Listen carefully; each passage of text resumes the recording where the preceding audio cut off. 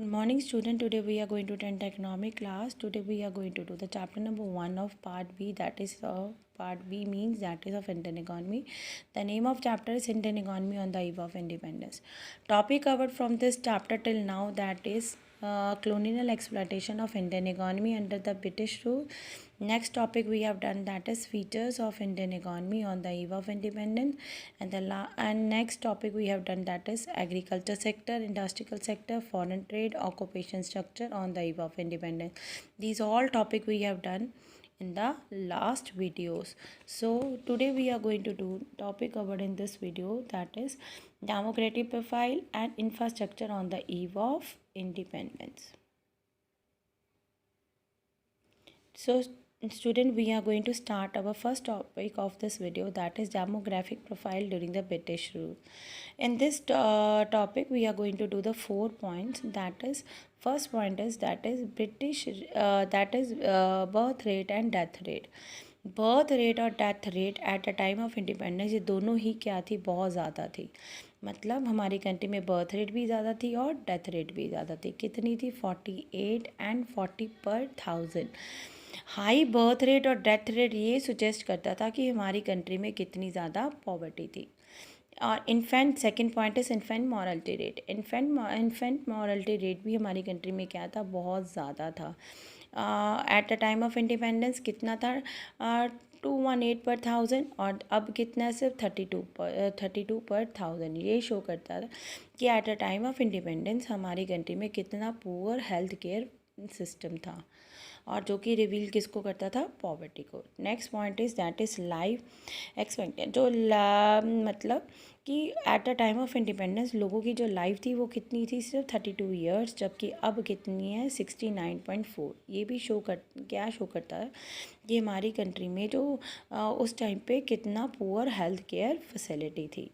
Now next point of this last point of this topic is that is literacy rate. Literacy rate हमारी country में eight the time of independence कितना था? 16%. ये 16%, और ये show करता था कि हमारी country at the time of independence कितनी सोशल और इकोनॉमिकल बैकवर्डनेस थी. हमारी कंट्री में कितनी सोशल और इकोनॉमिक बैकवर्डनेस थी. और जो फीमेल लिटरेसी रेट था वो कितना था? ओनली 7%.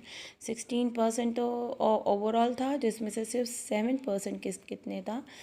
फीमेल लिटरेसी रेट था.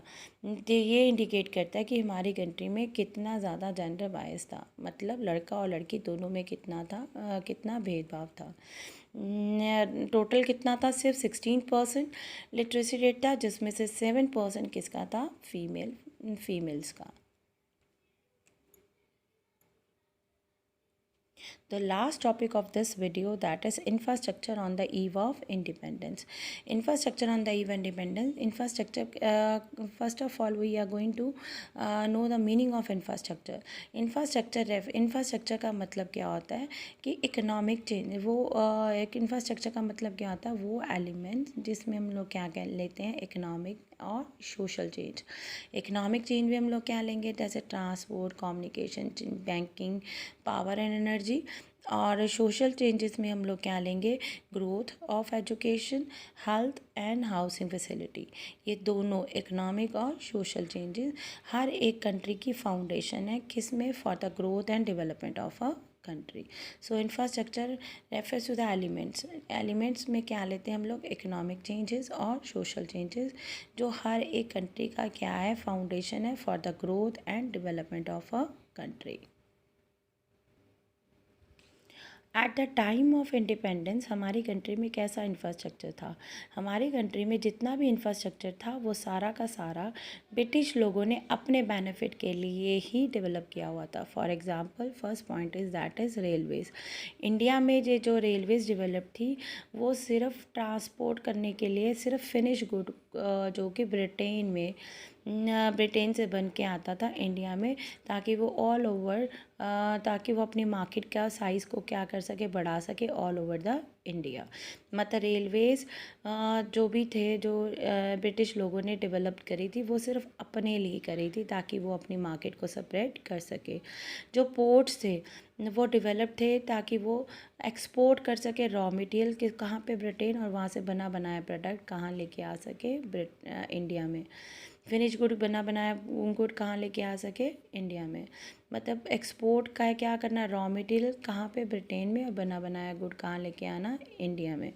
पोस्ट और टेलीग्राम जो भी डेवलप थे वो ताकि इसलिए डेवलप थे ताकि वो अपना एडमिनिस्ट्रेटिव को एफिशिएंसी इफ़ेक्टिवली काम कर सके, अपना एडमिनिस्ट्रेटिव काम अच्छी तरह कर सके। जो रोड्स थी वो भी इसीलिए डेवलप करी गई थी ताकि वो अपना रॉ मटेरियल इंडिया के हर एक डिफरेंट पार्ट ऑफ कंट्री से कंट्री टू पोर्ट तक लेके आ सके, ताकि वो अपना सामान इजीली लेके आ सके। हम ब्रीफली हम लोग, हाँ, अगर हम इंफ्रास्ट्रक्चर के बारे में एनालाइज करें तो जितना भी इंफ्रास्ट्रक्चर था वो सारा का सारा, जितने भी इंफ्रास्ट्रक्चर में डेवलपमेंट थी, जैसे कि रेलवेज़, पोस्ट एंड टेलीग्राम्स और रोड, वो सारा का सारा बेनिफिट ब्रिटिश लोगों ने अपने लिए किया, अपने लिए ही सारा इंफ्रास्ट्रक्चर डेवलप करा। उन्होंने इंडियन इकॉनमी को डेवलप करने के लिए ये सारा इंफ्रास्ट्रक्चर डेवलप नहीं करा। वो सारा का सारा जो डेवलपमेंट थी वो अपनी बेनिफिट के लिए किया और इंडिया की इकॉनमी को वो अच्छी तरह एक्सप्लॉइट किया। और इंडियन की इकॉनमी क्या हो गई, इंडियन इकॉनमी क्या होगी at a time of independence, क्या होगी, बैकवर्ड। मतलब जितने भी रेलवेज, पोस्ट एंड टेलीग्राफ्स और रोड्स, जितनी भी डेवलप करी वो सारी की सारी बेनिफिट अपने लिए किया, इंडियन गवर्नमेंट के लिए, इंडिया की एक गवर्नमेंट के लिए कुछ भी नहीं किया। So this was the infrastructure on the eve of independence. So we have in this video we have done only the two topic, that is demographic profile, and the next topic we have done, that is infrastructure on the eve of independence. The next topic of this chapter we are going to do in the next video.